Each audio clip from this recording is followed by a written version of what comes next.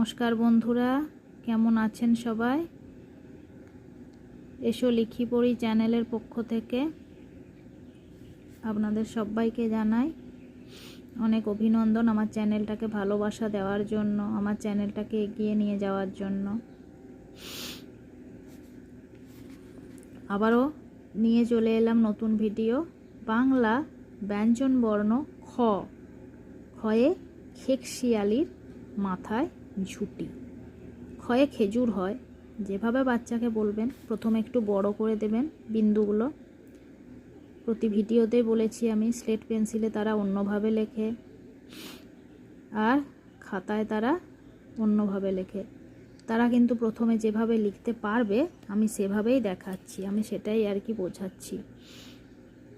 প্রথমে এভাবে তারা বিন্দুগুলো ম্যাচ করবে। স্লেট পেন্সিলে লিখলে পেন্সিলটা মোটা থাকে এবং লেখার ক্ষেত্রে তাদের অনেক সুবিধা হয়। তারা চট করে লেখে, বুলিয়ে বুলিয়ে যেমন করে হোক তাদেরকে শেখানো যায়।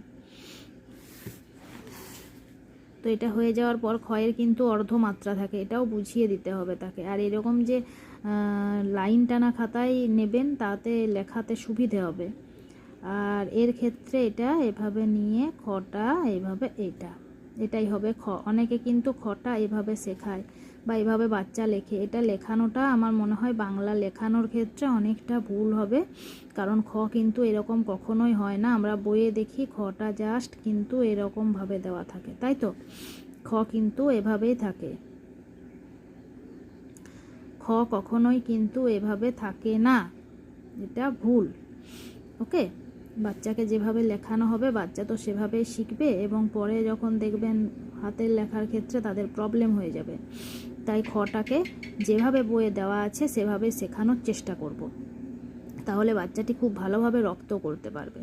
খয়ে খেকশিয়ালি পালায় ছুটি, খয়ে খেকশিয়ালি পালায় ছুটি, এটা কিন্তু নয়। এটা প্রথমে হয়তো লেখানোর ক্ষেত্রে ভালো, কিন্তু পরবর্তীকালে যখন আমরা শেখাবো তখন এভাবে শেখাবো না। তো ঠিক আছে, আজকের ভিডিওটা এই পর্যন্তই। দেখা হচ্ছে পরের ভিডিওতে।